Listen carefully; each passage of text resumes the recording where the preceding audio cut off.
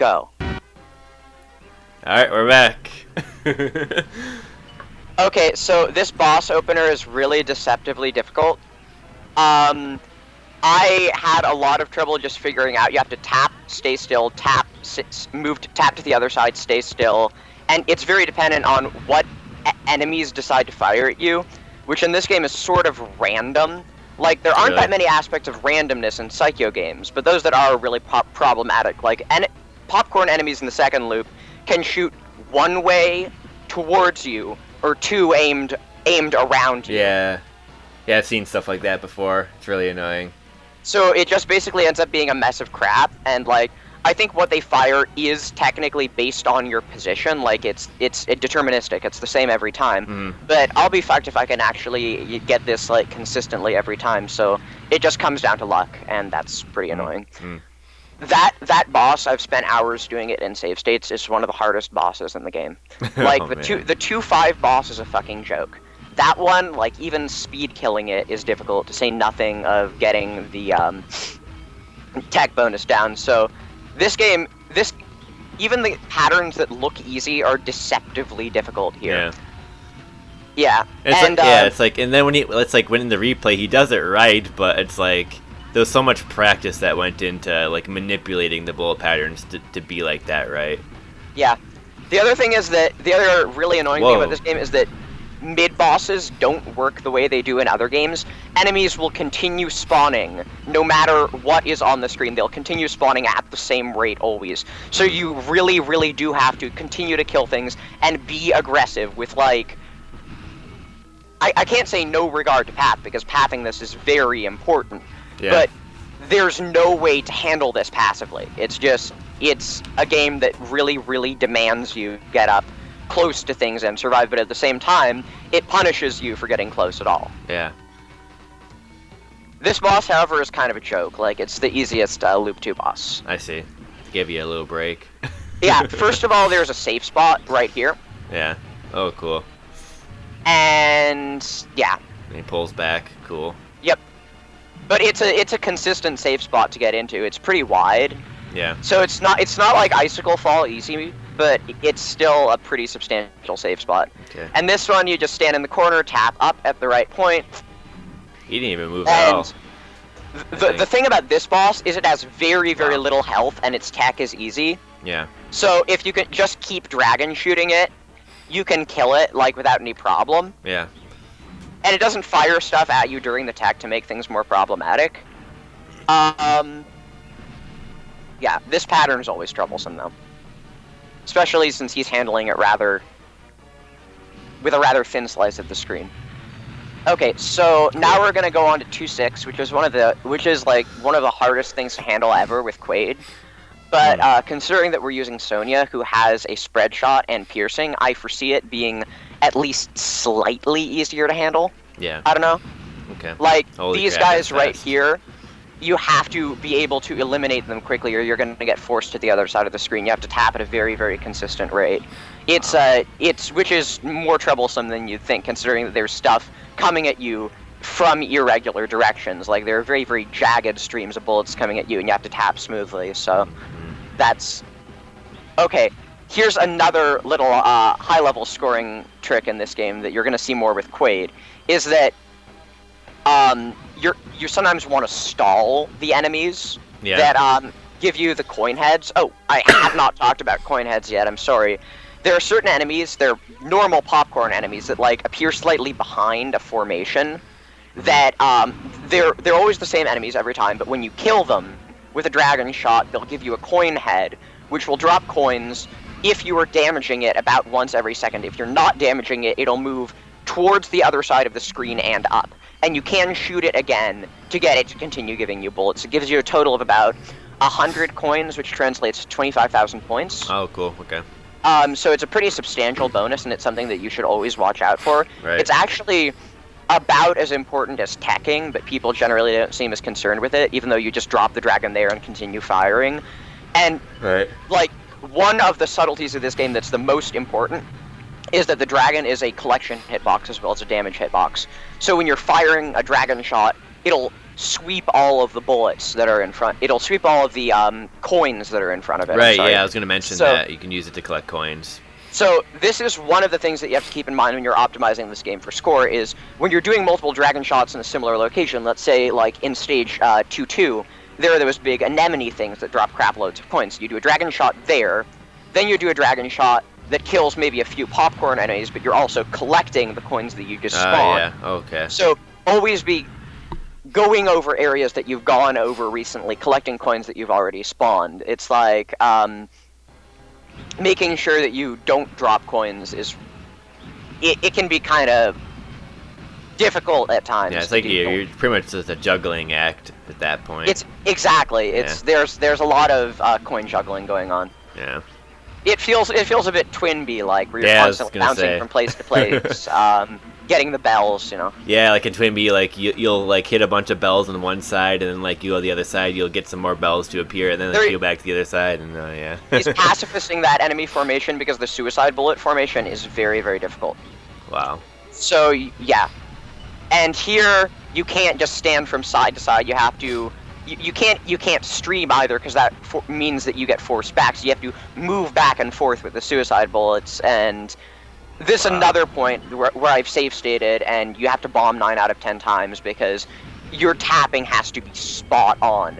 Doing a multi-tap that stressful this late in the game is just it's a dick move on Psycho's part. It's the last game, they gotta make it count. This entire game is a dick move on Psycho's part.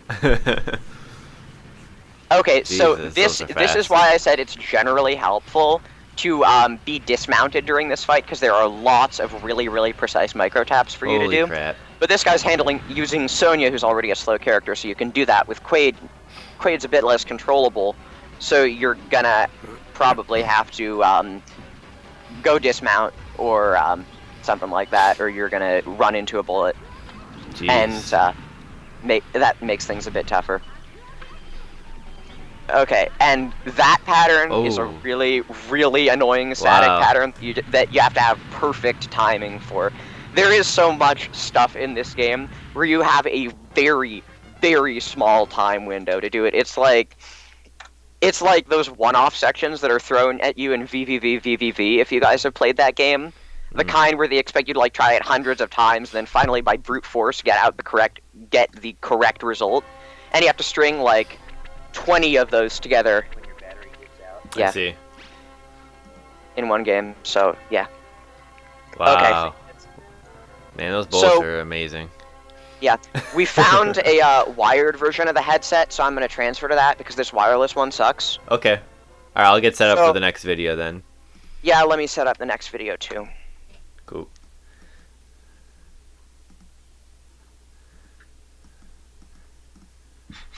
Okay, so,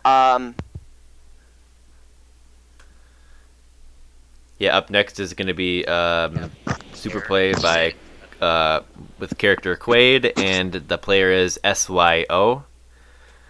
Perfect Superplay, no miss, apparently.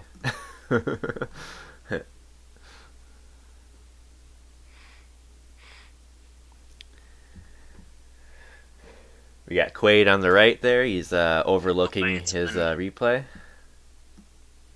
He's looking pretty sharp.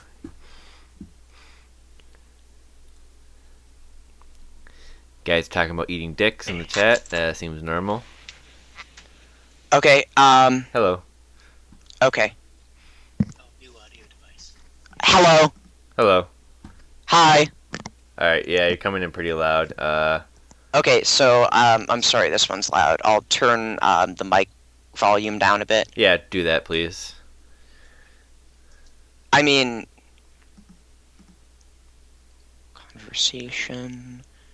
If you can manage that. I can turn you down myself, too, but I'm... Yeah, that might be a bit easier, actually. Alright, I'll try that out. Alright. I think you might be good now. Okay, how's this? That sounds good. Okay. Yeah. So this play, there's probably going to be a bit more for me to say because there's a score play, so it's kind of up my alley. I was trying to pull off some of the paths in this for a while until I got to the second loop and realized that those like really were not practical for survival at all. So like this is not a very good 2-all guide, but it's a really, really incredible thing to watch. This is really impressive handling. This is one of the most impressive plays I've seen of a video game ever. So, yeah, I'm definitely looking forward to this one more than the Sonia one. The Sonia one is based off a guide that Archer made for how to 2-all the game without that much trouble, without that much resource use. So he's Oh, taking really? very safety.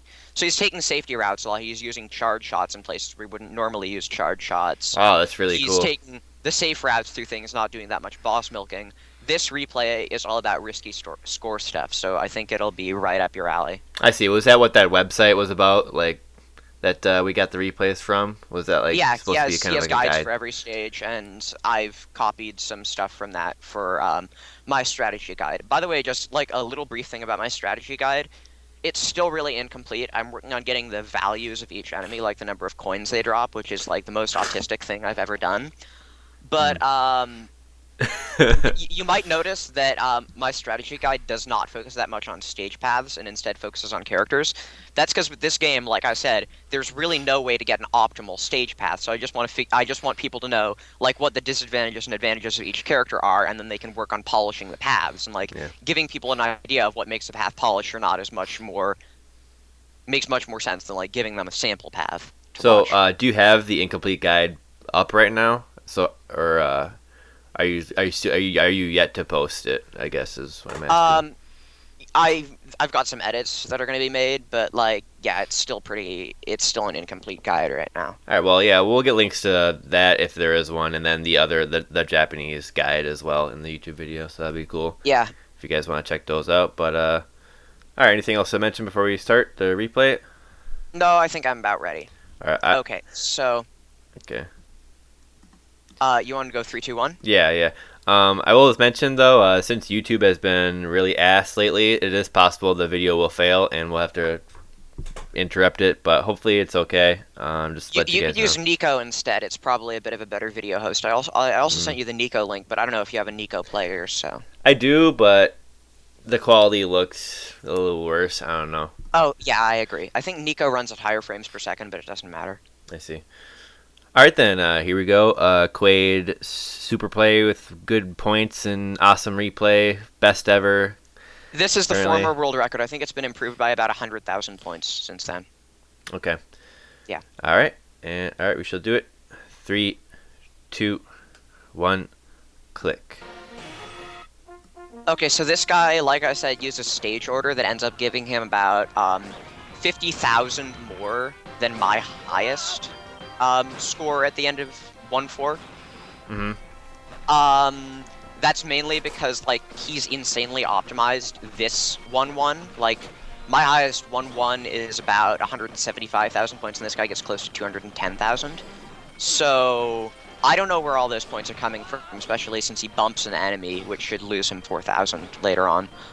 Like there are lots of really weird things going on in this replay that are kind of subtle, but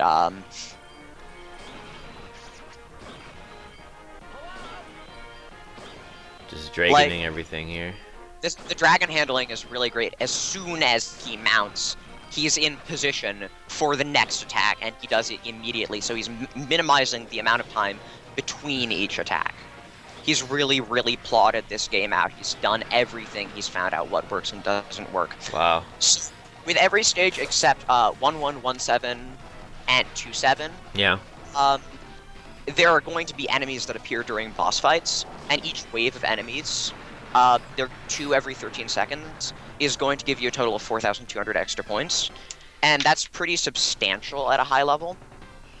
Are you saying he's milking the boss, or he's milking the bosses? He's not exactly milking the bosses. He's milking the enemies while dodging the boss patterns. Right. Okay. Although there are some bosses that drop lots of enemies during their first forms, and we got one coming up. Yeah. And so he does milk those boss forms, but with this game you can't exactly milk things because bosses time out very quickly, and if they time out, you lose the points that you get for killing them. And when bosses' tech forms time out, they throw a bunch of crap patterns at you that are really hard to dodge, and then they throw a death wave at you that you have to have like perfect timing for, so it's really never worth it. It's just to dissuade you from doing it in the first place. Yeah. Cool. Yeah, he's doing some. Yeah, I like the juggling. Yeah, with the getting the coins and stuff. This is really awe-inspiring to watch. Like, it really gives you an idea of how to do it. Exploiting the exact dimensions of the hitbox. Okay, this is one of the more lucrative milks in the game. I think the way he does it on 1-2 gives you 28,000 points. Wow, and the cannonballs. I take this on 1-3 because that's the default. It should give me about 35, but I can never quite catch all the coins. That's not too far off though. Yeah, like he drops bombs slightly more on 1-3. I love this right here, how he's actually milking those popcorn enemies that are spawning from the boss. I've almost never seen that. It's really cool to watch. It's only a few extra points, but like every little bit matters at world record level. For sure. There's another milk going on this stage that's going to end up giving him about 12,000 extra points instead of doing the tech. So you might notice that he times out the tech, and you're like, what the hell? How is this a world record? Well, you never see this right there, because you always do the tech bonus instead, because that's the safer thing. It means dodging less shit. Yeah. But killing all of those enemies, each of them give like 900 points, and he spawns like 7 of them per wave, and there are like 4 waves, so it's really... and one weird thing I've noticed is that the time that the timeout form appears, he just killed the timeout form there, is very inconsistent. Like, sometimes it'll appear after the 3rd, sometimes it'll appear after the 2nd, so he's getting it after the 4th. I think that might have to do with how much you're damaging it. This game has lots of really, really weird stuff. You say like, before it times out completely? Yeah. Okay, so you wouldn't get as many points for the kill. Damage in timeout form, so he's killing it the moment the timeout form appears. Oh, there's one of the coin heads. Yep. Cool. And with this coin head, like, one of the silly optimizations that you can do that I think gets you like an extra 7,000 points is to continue dragon shooting the coin head for damaging it instead of shooting at it. Because with Quaid you can pull it off just enough that it won't run away if you're just dragon shooting it. Okay. And you're killing the enemies as well as killing the as well as getting the coin head to give you coins. Oh wow, the coin head. Catching enemy coins and coins from the coin head. Oh, that is an amazing shot right there. It's been a while since I watched this. So yeah, there are some times when killing enemies as soon as possible with the dragon shot isn't always the best thing to do. You have to wait for them to all clump up together. Right, and then it'll be easier to collect all their coins. Okay, I'd imagine. So here's another instance of boss milking. I think he's waiting for the next enemy wave to appear. Gonna get all 5 of them in a single shot. That is very, very harsh timing. It's only a few frames. There's really so much stuff in this game that requires insane positioning and timing. It's just... It is so harsh to play for score. Wow. Yeah. So this stage 4 is the only one that he takes at the same time as me, so it's the only one that I can get paths from. And I know that what he's doing here is like leagues beyond what I'm able to do. Like that right there, getting all 5 of those guys, not killing any of them before, and getting all 5 of them with the same dragon shot. It's like you have to make sure what you're hitting and not hitting with your normal shot. You have to make sure you're catching everything. You have to make sure you're getting enemies at the exact right time. It takes so much optimization. Like I thought about a tool-assisted run of this game and like what that would look like. Yeah. And like I realized that tool-assisted runs are all about optimization, and I don't know how many thousands of hours it would take to optimize this game. It's just crazy stuff. Yeah, there's just so many enemies that you could approach in each way. It's kinda, it's kind of cool. Sorry. Yeah. Okay, so that's music. a cool little thing, doing 2 dragon shots instead of 1 while milking this. That requires pretty precise positioning. You have to hit the first clump of enemies from the side. Uh-huh. And then he flies over it and then does another one real quick. Your dragon shot extends a very small amount to the side of you when it's fired. So you have to be positioned correctly and do it right when the enemies appear, so they're not directly shooting at you. Advanced technique. Yeah. Multi-dragon drifting. That's kind of what this game's about. Yeah. It always throws me off how fast the bullets get in the 5th stage. Yeah, these turtle things are kind of douchebags. They like firing. They start firing as soon as they come on screen, and you have to kill them as soon as possible. This is where the game starts to inform you that it's not going to be like any other shooting game. It's not just going to hold your hand through things. Yeah.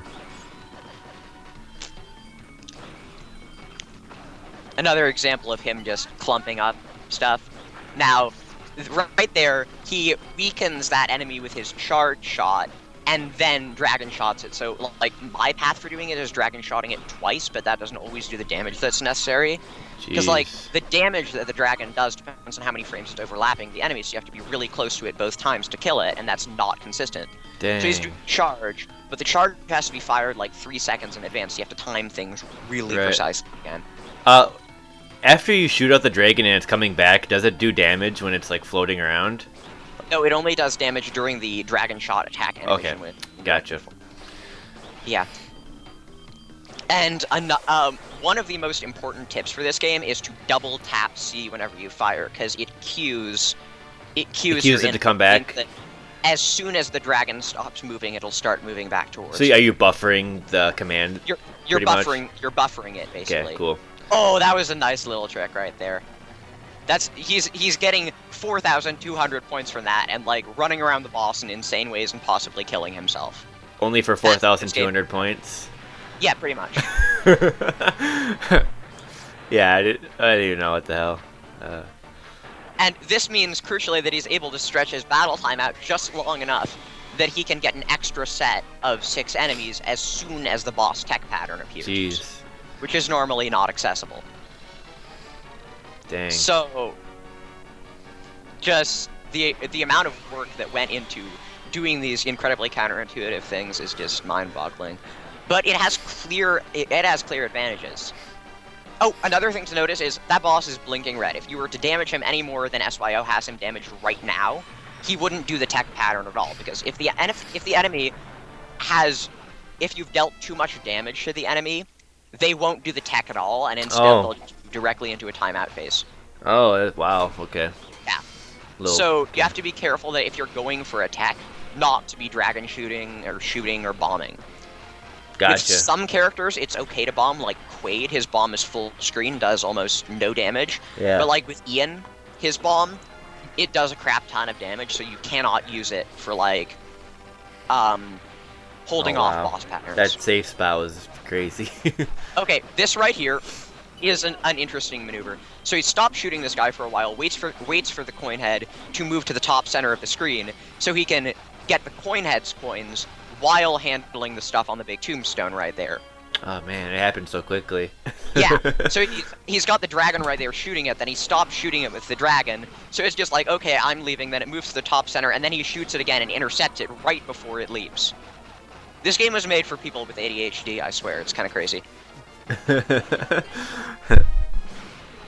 Okay, and those enemies right there summon other enemies, so if you're going for score, you have to wait for them to summon the other enemies. But in the second, that just means additional suicide bullets, so unless you're a nutcase, you want to avoid that. The timing to killing this boss is, like I said, very important, and it varies depending on character, because like different characters have different abilities to hold off the popcorns. Yeah. Okay. This boss is where a lot of people kind of like start giving up the game, because it's just, there is so much bullshit going on. If you kill it at the wrong time, then what's going to happen is this fires while the popcorns are appearing, which means you have crap tons of stuff to deal with. Oh. So you have to time things really precisely, and then you see what direction the lasers are going in, make sure you can dodge things from the side, and that tech is fucking hard, man. Wow. It's like you've got to wiggle very, very, very precisely. It's hard to sight read. I mean, I know you can sight read it, but you have to be positioned at the right part of the screen so it's aimed correctly so you can fit through the gaps. It's another deceptively tough pattern. Yeah, I mean, at this level of play, it almost seems like it was tool assisted. Yeah, I'd say my highest score going into 1-7 is about 1.15 million. He's 250,000 ahead of that. So, like, the difference between me and an actual adequate score player at this game is pretty crazy. Okay, here is time. It's time for the craziest milk in the game. This gives you 52,000 points compared to doing it normally, but it's fucking nuts. You have to be moving around this guy while he's doing these shots. This is mind-blowing, like watching this. Those patterns are so hard to move through. Yeah, that looks really delicate. That is the milk. And then coming up is another really, really crazy milk, where he is going through this section in the least intuitive way possible and saying, hey, what if I can get a few extra 1,000 points and put my life at risk again? Yeah. So this game. Okay. Small point gains for big risks. It's the best game design. And have you stand on one of the chests, or have you stand on one of the coins, and have the dragon stand on the other one of the coin heads, and you bomb and fire at the same time, so you're not under threat of the enemies. That's a pretty good scoring maneuver. It gives you like an extra 25,000 points compared to just getting one.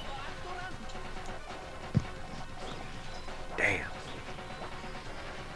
And this final boss is unique in two ways compared to all the other bosses in the game. No reinforcements appear during it, and it doesn't have a tech form. Oh, okay. However, it does time out. Okay. And the timeout pattern is pretty interesting. You can see it in the Ian video that I gave you, but I don't think we have time to watch that one, so whatever. Yeah. Yeah. So here he's doing another life-threatening milk to get these extra enemies, which are worth, like, I think maybe 2,000 points each, so it's pretty important that he handle it. But holy crap. Yeah, that pattern, like, I speed kill that form and I sometimes bomb on it because I never want to see that pattern. Because the aimed bullets and the static, or the two different kinds of aimed bullets are fired at different speeds at different times, so they will overlap and wall you. It's a mean pattern. So is that. You have to start moving and move up at the right time. It's just... Okay, that ending is really funny, but you don't get to see it. Okay. Like, Quaid, it turns out that the dragon that Quaid's been riding has been his girlfriend all along. That's the evil prince. And so he gives her a hug. Yeah. And she sets him on fire, and is like, the power of Fire Dragon may remain. Oops. And you start all over again. It just makes no sense. Yeah, I see. And the English is just so lovable in this game. Oh, those are weird bullets. Like starting in the second loop, you're going to see a lot of parts where he needs to get to an enemy that gives him a lot of coins, like an enemy that has a lot of health. Okay. But that same enemy requires going up through hordes of other enemies, so he's going to have to shoot through those enemies first. Oh, wow. And this means that he's doing very, very careful suicide bullet management, which is, like I said, partially luck-based. And this boss is kind of an asshole. You expected nothing less, but this boss is kind of an asshole. Yeah. That pattern is wow. more difficult than it appears to be. Then here's another case of dragon aim bullets right there. Oh, okay. Followed by an aimed pattern. Like, there's lots of stuff in this game that is aimed, so technically it should be easy, but SYO are kind of crazy, because they can take aimed patterns and make them difficult.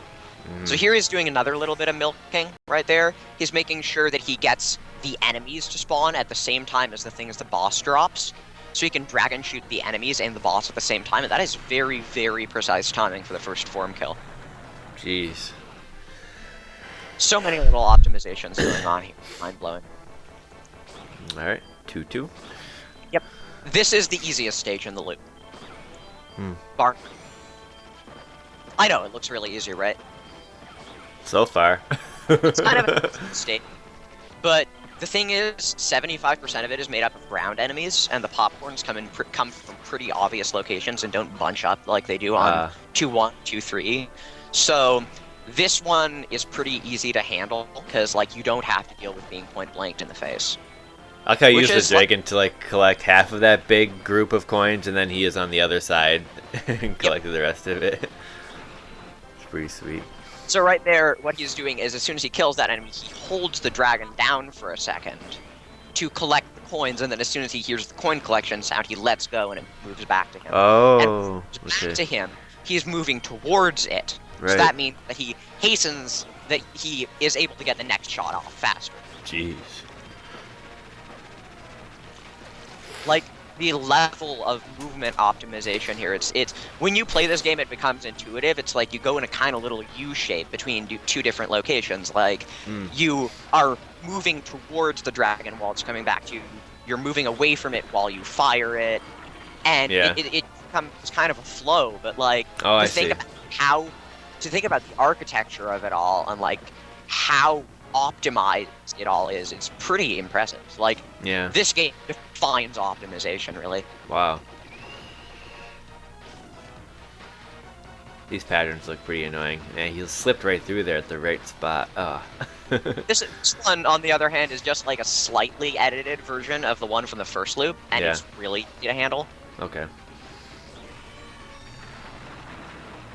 So,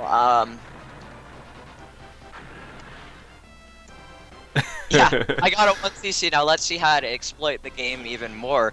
Like, a lot of this stuff you really cannot begin to do unless you already know the survival aspects of the game. So playing it for survival is definitely recommended before you play it for scoring, because you have to be able to learn how to speed kill before you can start doing the speed kills on groups of bunch enemies and stuff.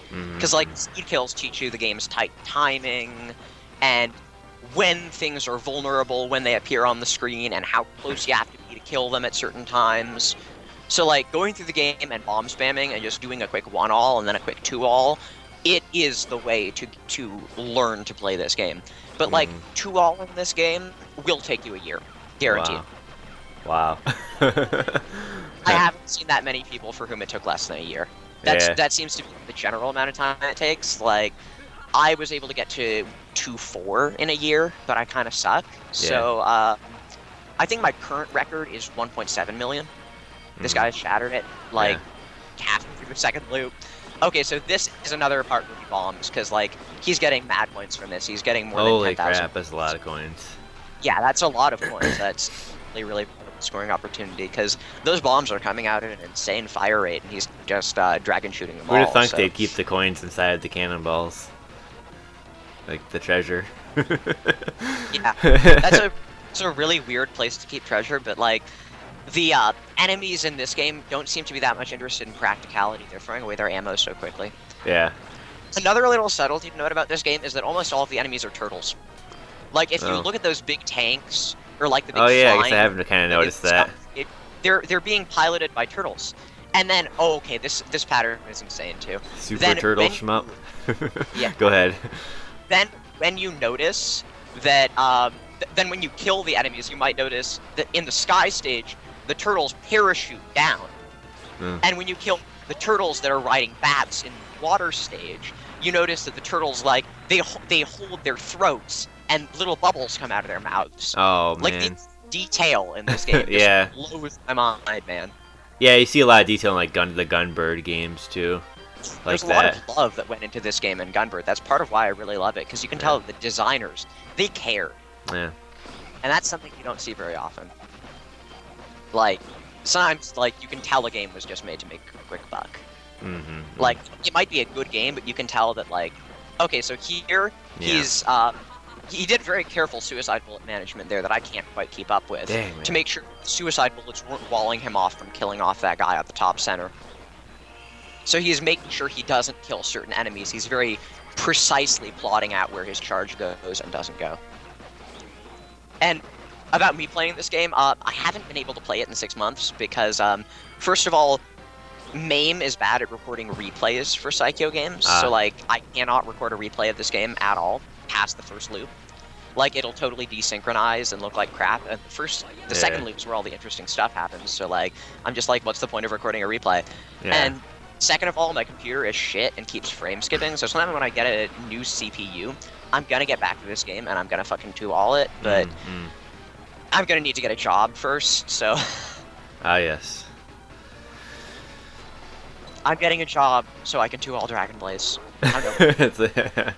So here he timed the first form kill very carefully, so you can stay at the top left without popcorn enemies getting in the way. Because if he didn't time that correctly, the popcorn enemies would have bumped him on the top right, and when you get bumped, you lose 4,000 points. Because it puts you at below max power. So when you pick up your next power item, it'll put you at power up instead of giving you 4,000 points. It's around every corner. There's just like that. Yeah, you're like your whole spiel about that section. That's when you know like there's just so much. There's so much to think. There's so much to remember, basically. Yeah, this game. The fact that it's so simple means that it can get away with actually throwing things that are near impossible at you, because you don't have that many things to keep track of. Like, there are games that I like that are complicated, like Ketsui or Helsinker or Diojo. Yeah, I like Helsinker. I'm a kitty, I guess. But but this game, nothing gets as frantic as it. It's all about like pure ferocity. Well, I guess Gunbird 2 also, but I suck at Gunbird 2, so like I can't experience the full power of it, you know. Yeah, just the fact that you have to be up close to score is a big kink in the mix compared to. Yeah, like there are some games that people like say are about point blanking, like Ketsui. Okay, that was an accidental bomb. That's really? that 1,000 points right there. That's one of the very few flaws that I see in this run, aside from a few little minor optimization errors that I'd pick on in the first few stages. Like he's not zigzagging fast enough to get coins in certain spots. But wait, what was I saying? The bomb flaw. I don't know. I guess I tracked by that. I think. Yeah. So. Damn, that spot. Yeah. Well, that pattern is aimed around you, so it's like the same thing regardless. Oh yeah. And again, he's timing the boss kill so he can get the max popcorns. Like, the optimization going on here is kind of crazy. It's just really impressive because for me, like I got the 2-all at Raiden 4, but like doing that, I was at the back of the screen like the whole second loop. Like, there's no point in blanking. Yet there's like memorization, so it's like it makes me wonder just how fucking hard it was to actually like be up close, because when you're up close, I mean, you're like adding so much of like variable with your movement and all that, and it seems like there's a lot more to definitely a lot more risk than like, just like tap dodging in the back of the screen. I think I remember what I was gonna say. Like, a lot of people like praise Ketsui as some sort of crazy aggressive point blanking game, and it kind of is, because like the laser deals more damage. To kill stuff quickly, you have to be pretty close to it. Yeah. But it's like, it's not that aggressive compared to this game. This game is just like, it's not like point blanking some of the time for score and then locking on from the back of the screen like Ketsui. Yeah. It's about point blanking all the time for score, and the suicide bullets don't seal. So basically, if you want some sort of quotable quote from me, Ketsui is the pussy version of Dragon Blaze. Oh wow. This game, like. Well, like, yeah, I mean, it's like when you're at that like top mid of the screen, it's like you're always in the fray of the bullets, you know? Yeah. You're always in the fray. Like you never really. It's like you have to stay confident the whole time, pretty much. You have to be able to macro dodge. You have to be able to read and fit through gaps really quickly. And those eyeball mid bosses, that is another part of the game that's very troublesome for new players, because as soon as you hit one of the eyeball mid bosses, both of them will start doing a really, really dense pattern, and you have to kill them off before that pattern appears for them to go into the next phase. So here's another boss whose pattern order changed up, and it did all the dick patterns first, which is very considerate of it. But yeah, Jeez. this guy is a douche. That hasn't changed on the second loop. Yeah. I think at this point, SYO is just like done with the milking. Like, he doesn't even give a fuck. He's just like, okay, I've had a perfect run up to here. I'm just going to start shooting things and not caring about the milks. I'm just gonna take care of this dude. Yeah, take care of it. Okay, now this attack right here, that is bullet hell. The pathing for that is really precise. It's really fast, really ferocious. It's just like, if you looked at that pattern, you'd be turned off from this game. But it's what the game is about at a really high level. Just seeing all these crazy things and knowing the path and doing the path. Man. And that's the thing, like, when you do it, when you execute it right, it makes you look like a god. Type of thing. Well, I think, like, if you're a world record player, you don't do it because you look cool. You do it because you're addicted, but, like... But yeah, to the spectator, I mean, though. Yeah. Okay, that was a really cool thing. He dragon shotted that enemy while it was moving off screen, so its suicide bullets did not spawn. I've never seen that before except in this play. That's really precise timing. Oh my god. Okay, and here is another milking section. Oh my god. It's a bit tougher. Yeah, this one is a bit tougher. Those enemies right there, the, little fly things. Yeah. Will, shoot instant kill lasers at you, like, if you're below them. I'm not sure exactly what the trigger is. I think they don't if you're close to them. What do you mean insta-kill bullets? Insta-kill lasers. Oh, they shoot lasers? Oh, shit. Like, yeah. Those little, Zako, they're the little popcorns that the mid-boss was spawning. They're kind of dangerous, so that mid-boss tells you, really, you can't handle it from the bottom. Oh, here's what you were talking about earlier. Yeah. What? Oh, I think you mentioned that when he bombs for the 2-coin. Yeah, that's another case where you're getting more than 10,000 points. But what you have to be very careful of there is when you bomb, when you bomb, your bomb stock goes down to 8, and you want to end the game with 9 bomb stocks. So what you do is that last mid-boss dropped a bomb, so you want to bomb and then pick up the bomb pickup, so you're back at 9.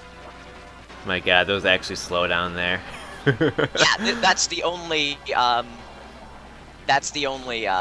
place in any Psycho game where there's slowdown, because that pattern is just that awesome.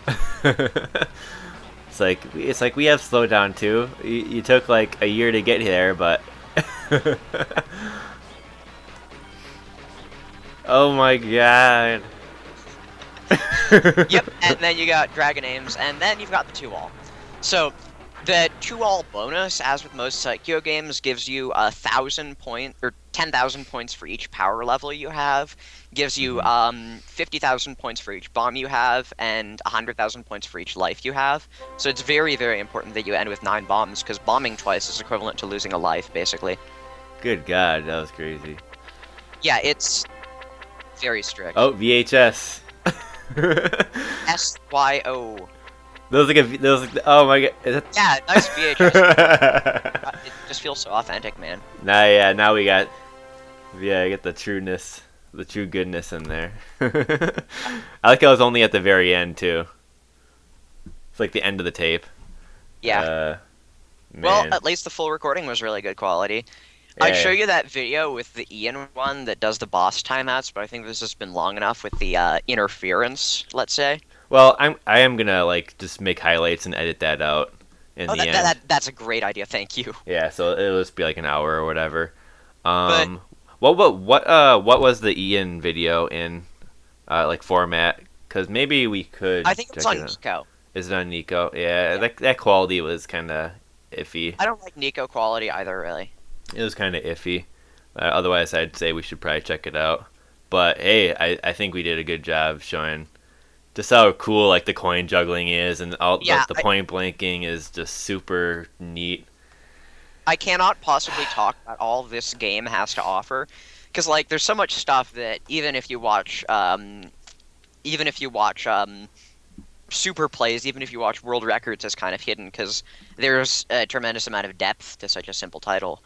But definitely pick it up if you're kind of obsessive compulsive like me and you want something where you know you're never going to be perfect, but you just want to run where like you feel proud of it, because this game is one of the few things that like you can really continue to feel proud of, because it's just the execution that it demands is so visible to people. It's just like you can look at it and you can know that like this game is beautiful. This game did something right. Yeah, like when I was watching the replay, it's like since they're doing it, successfully, they're executing it correctly. There's that game flow that you can see that they're just nailing right on. And yeah, this game's flow is great. It's kind of like Moochie Pork. It's just like you see something happening, you know what's happening. It's just so perfectly intuitive. And I mean, there are some parts where this game isn't like perfectly well designed. Like the flow of stages is a bit inconsistent. There are some pretty questionable decisions on the second loop in regards to difficulty, but it's just it does so many things right. It's really rare to see. It's a game that like it doesn't have any like it's not trying to do a bunch of things. Yeah. It's trying to do one thing and it does that one thing perfectly. Yeah, that's like the shmup thing is like keep it simple and you get like beauty out of it basically. Yeah. So they nailed it spot on. I guess for their final game, good job to SYO. So Bananamatic just said the tech problems were just a tech bonus. Oh nah, And that's I kind of giggled at that. That's a good icing on the. That's a good icing Yes. there. And the other two characters that you don't get to watch are also really interesting characters to play as. Like Sonia and Quaid are kind of the plain Jane ones. Yeah. Rob and Ian do some cool stuff. Like Ian's gimmick is that he's very fast. He has a better dragon shot than Quaid. Like it retracts faster. Oh right, I can't believe I haven't mentioned this. Like the main difference in scoring potential between the characters is how fast their dragon shot retracts, because the dragon's speed while it's moving back towards you differs depending on Oh the yeah, character. okay. So if you have Rob, his dragon is really damn slow, so it takes 90 frames to retract it from when it's fully extended. So with Ian, it only takes 60. With Quaid, it only takes 70. Sonia also takes 90. Dang, that's those little differences just are so interesting.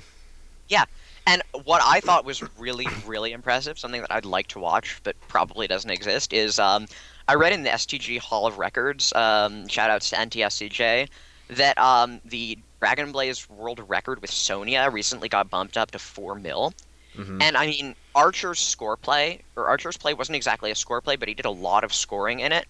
And like, I don't know how Sonia could be optimized to get like 600,000 points more out of her, but it's just like the fact that like people I are said, still playing this on the high level is amazing.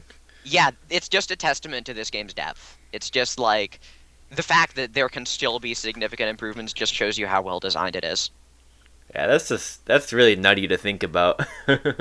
Yeah. As far as like video game accomplishments go, type of thing. It's like, well, it's like when you think of video game accomplishments, like the question comes like, what might be the biggest one or the best one or something like that. But when you have something that takes 10 years to do, like when we get games like Battle Garega and games or like this, Dodonpachi, like even Dodonpachi, I don't love that game, but it took so long to optimize, and it's still an active field, and people are still playing it.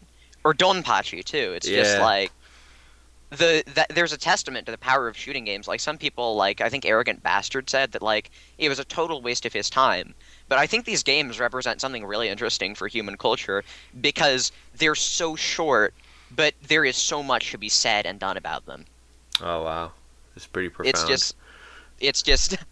I'm sorry for getting all Gus about this. Like, oh, poor Gus. There's something really, really cool about shooting games that keeps me playing them, despite my shitty computer. Oh hell yeah, definitely, man. I really like that idea. Cause yeah, I mean they were the games in the arcades when it was like the golden era of arcades, and shmups were the thing until fighters kind of took the fame,